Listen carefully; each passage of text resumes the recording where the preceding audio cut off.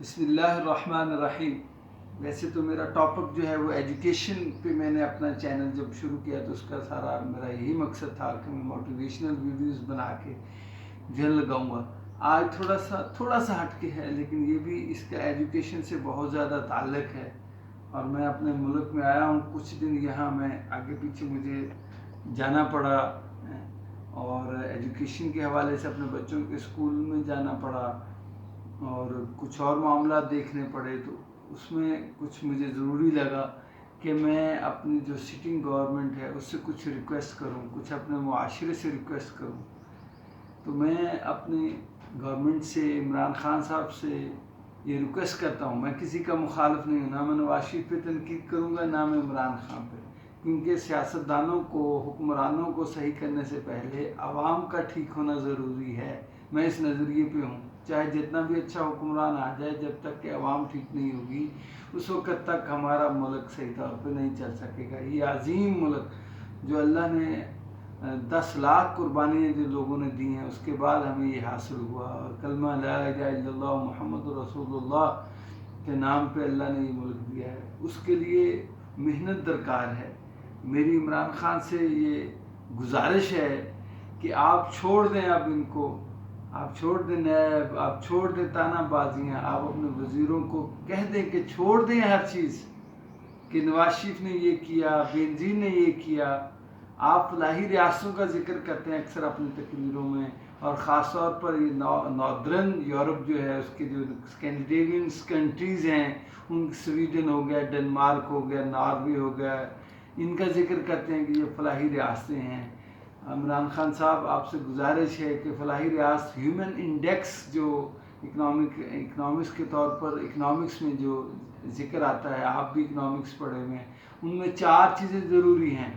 ان میں جسٹس ہے، ایجوکیشن ہے، اور پروویژن آف بیسک نیڈز ہے، پولیٹیکل اسٹیبلٹی ہے، اور ساتھ جو 5ویں چیز شامل کرتے ہیں، اکثر تو 4 ہی ہیں کیونکہ چاروں میں ہی یہ 5ویں چیز بھی آ جاتی ہے، وہ اکنامک اسٹیبلٹی ہے۔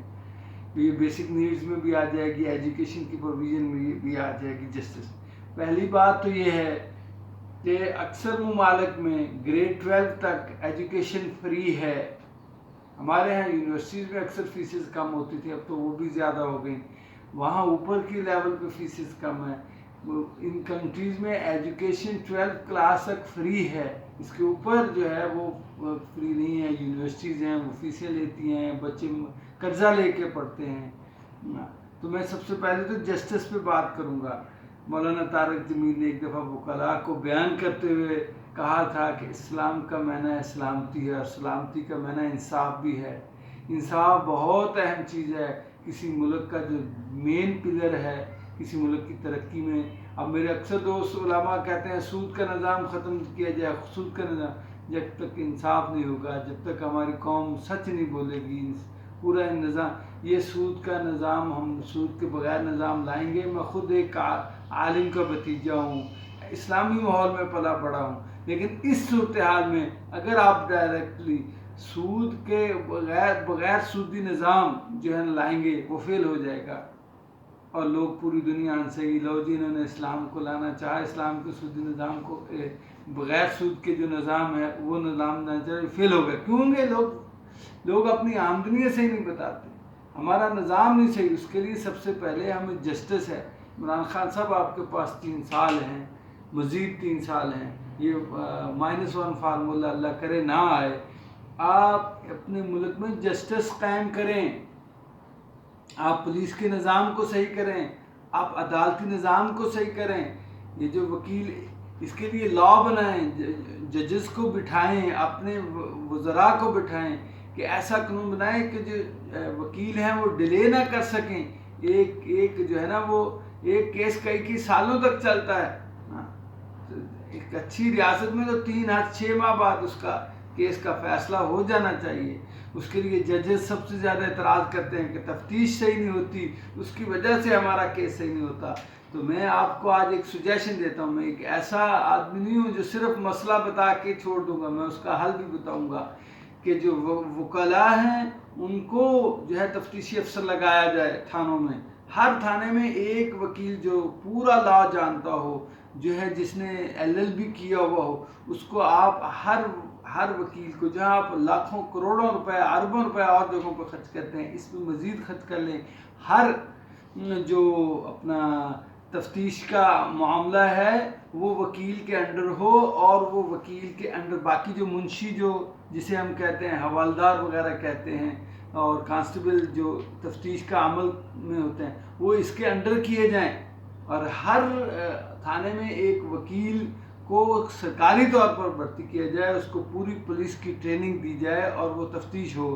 اور یہ جتنے تھانے ایک تحصیل کے اندر آتے ہیں، جو اس تحصیل کا سول جج ہے یا جو بھی بڑا جج ہوتا ہے، ان کو اس کے انڈر کیا جائے، اور وہ 8 دن بعد یا 15 دن بعد ان کی باقاعدہ میٹنگز ہوں، پتہ چلے تفتیش کس طرح ہو رہی، تاکہ کل کو عدالت والے جو ججز ہیں وہ پولیس والوں پر جو ہے نا وہ اعتراض نہ کریں گے، یہ جی پولیس والے ہمیں صحیح تفتیش نہیں دیتے. یہ تفتیش جو ہے وہ جج کے انڈر ہونی چاہیے. اس کو نظام کو صحیح کریں. یہ تو انصاف ضروری ہے کسی بھی معاشرے کے لیے. ہم آج کے حضرت عمر رضی اللہ تعالیٰ عنہ کی آج تک مثالیں دیتے ہیں، اور جب زلزلہ آیا تو آپ نے آسا مار کے زمین پہ کہا مدینہ کی، کیا عمر تجھ پر انصاف نہیں کرتا؟ اور آج تک مدینہ کی زمین پہ زلزلہ نہیں آیا دوبارہ. یہ تو چلے آپ کہیں گے 1400 سال پہلے کی بات ہے.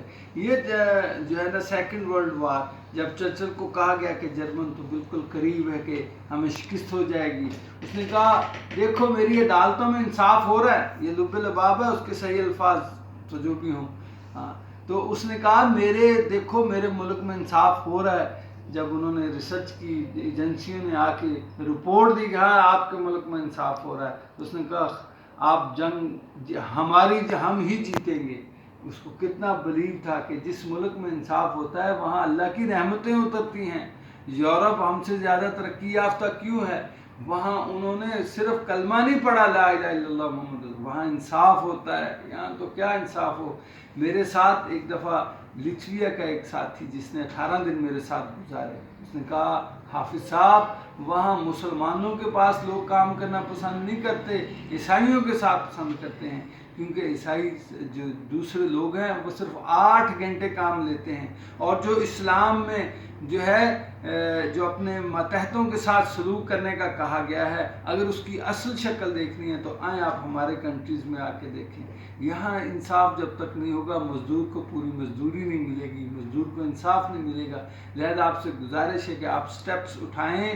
آپ باقی ہر چیز چھوڑ دیں، میری آپ سے ریکویسٹ ہے. سب سے پہلے انصاف کا بول بالا ہو گیا، آپ کے آدھے کام ٹھیک ہو جائیں گے، آپ کی آدھی کرپشن ٹھیک ہو جائے گی.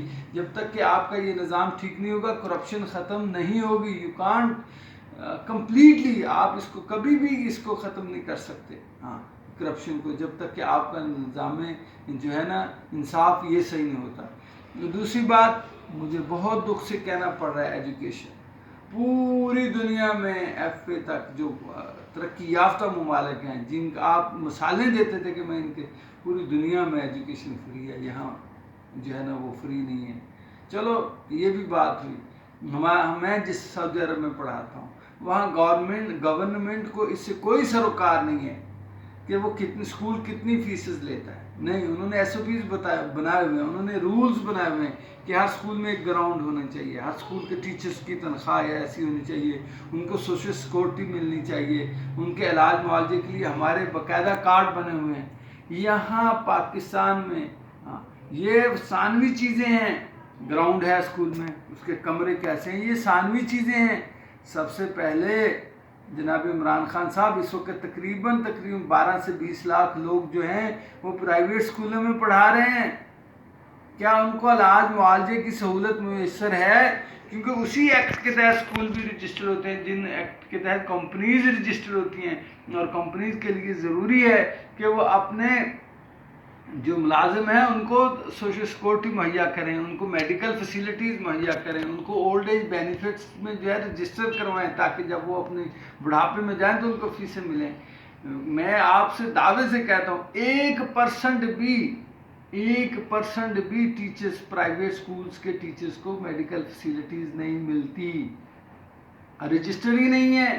ساری دنیا لے تو وہ جی یہ چھٹیوں کے فیس بک پہ آ جاتا ہے، سوشل بک پہ ہر کسی کا بٹن شیئر پہ لگا ہوا ہوتا ہے. ہاں جی آ گیا جی، فیس نہیں لینی چاہیے کسی. بھائی فیس چھوڑو، فیس دو گے تو آپ اگلے وہ ٹیچرز کو تنخواہیں ملیں گی. چاہے لیں چھٹیوں کی جو فیسز ہے وہ تھوڑی سی کم کر لیں، وہ گورنمنٹ ایک رول بنا دے.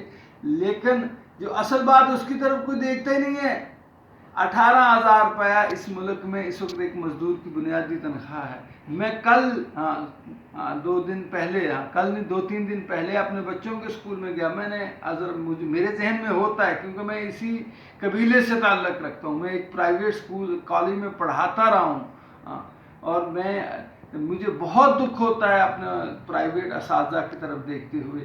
میں نے ان سے پوچھا کتنے، کہتے 8 سے لے کے 20,000 روپے تک تنخواہ، کسی کی 10 ہے کسی کی 12. وہ اچھا بڑا اسکول ہے اور بچے کی فیس 2,000 روپے ہے، اور کم کر کے میں نے 1,500 کروائی ہوئی ہے. اور اس میں جو ہے 30 بچے تو ہر کلاس میں ہوتے ہیں، تو 30 بچوں کا دیکھیں تو کتنی فیس جمع ہوتی ہے، اور اس کے اساتذہ کو کتنی تنخواہ ملتی ہے. ایک کلاس کے لیے تقریباً 1.5 ٹیچر بنتا ہے، تو اتنی کم فیسز ہیں. آپ جو ہے سبسڈی شوگر پہ دینا بند کر دیں. شوگر کوئی ضروری نہیں ہے، اتنی چینی کے بغیر زندگی لوگ گزار لیں گے. آپ ایجوکیشن پہ دیں. آپ اپنے اسکولوں کو، رجسٹر اسکولوں کو کہیں کہ پرائیویٹ ٹیچرز سب سے پہلے تو رجسٹر ہوں، اور اس کے اسکول کے اندر نام لگے ہوئے ہوں، اور اس کا پھر کنفرم کریں کہ یہ ٹیچرز کو میڈیکل جو فیسلٹیز ہیں وہ پرووائڈ کی جا رہی ہیں کہ نہیں، ان کو سوشل سیکورٹی کے تحت رجسٹر کروایا گیا ہے کہ نہیں، ان کے اولڈ ایج بینیفٹ میں وہ رجسٹرڈ ہیں کہ نہیں. عمران خان صاحب، میری آپ سے انتہائی ریکویسٹ ہے. اور جو والدین اپنے بچوں کو اسکول میں داخل کرواتے ہیں وہ سب سے پہلے وہاں کے ٹیچرز کی جا کے تنخواہ پوچھیں. جو ٹیچر مینٹلی طور پر سیٹسفائی ہوگا وہی آپ کے بچے کو اچھا پڑھائے گا. اس وقت جو ہے 70% پرائیویٹ اسکولوں میں بچے پڑھ رہے ہیں، 70 سے بھی ابو ہوں گے، میرے پاس ایگزیکٹ فگر نہیں ہے. تو ان اساتذہ کی کیا صورتحال ہے.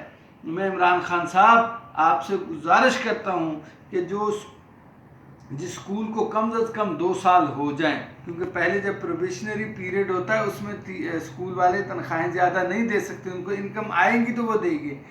جب 2 سال کم از کم گزر جائیں تو آپ سے گزارش ہے کہ 18,000 سے تو کم تنخواہ ہو ہی نہ. وہ کہیں گے وہ مزدور تو 8 گھنٹے تنخواہ لیتے ہیں، یہ 6. تو بھئی یہ پڑھے لکھے بھی تو ہیں، محنت بھی کرتے ہیں. تو کم از کم 18,000 ہر ایک استاد کی تنخواہ ہونی چاہیے. اور دوسرا جو آپ فیسلٹیز سبسڈیز اس طرح دیتے ہیں کہ چینی کو دے دی، یہ فلاں کو دے دی، چینی بھی آپ سبسڈی چھوڑ دیں، وہی آپ ایجوکیشن پہ لگا دیں.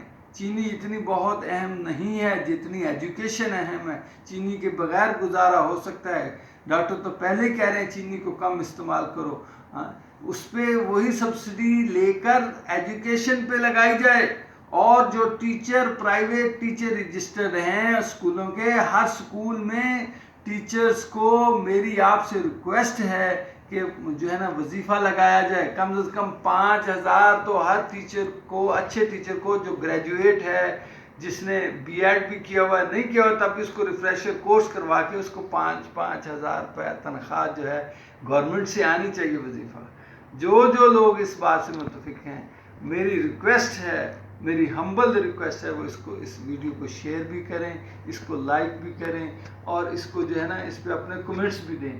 میری تمام اپنے شاگردوں سے گزارش ہے کہ جو اپنے اساتذہ سے محبت کرتے ہیں، جو ان کے ساتھ ہو رہا ہے، کتنا ظلم ہوتا ہے اساتذہ کے ساتھ پرائیویٹ اسکولز میں. خود تو پرائیویٹ اسکول والے میں کہنا نہیں چاہتا، میرے بہت سے دوست پرائیویٹ اسکولوں کے مالک ہیں. جب وہ خود اسکولوں میں پڑھاتے تھے، کالجز میں پڑھاتے تھے، تو کہتے تھے یہ کالج والا اچھا نہیں کرتا، فلاں نہیں کرتا.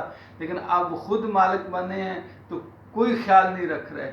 یہ ضروری ہے گورنمنٹ کی طرف سے پہلے ہی لا ہے کہ یہ اولڈ ایج بینیفٹس کے ذریعے رجسٹر ہونے چاہیے، لیکن کوئی نہیں ہے، کوئی استاد نہیں ہے، کوئی ان کو سوشل سیکورٹی نہیں ہے، کوئی میڈیکل فیسلٹیز نہیں ہے. جتنی یتیمانہ لائف، یتیمانہ اور قسم پرسی کی زندگی پرائیویٹ سکولز اور کالجز کے ٹیچرز گزارے، کوئی نہیں گزارا.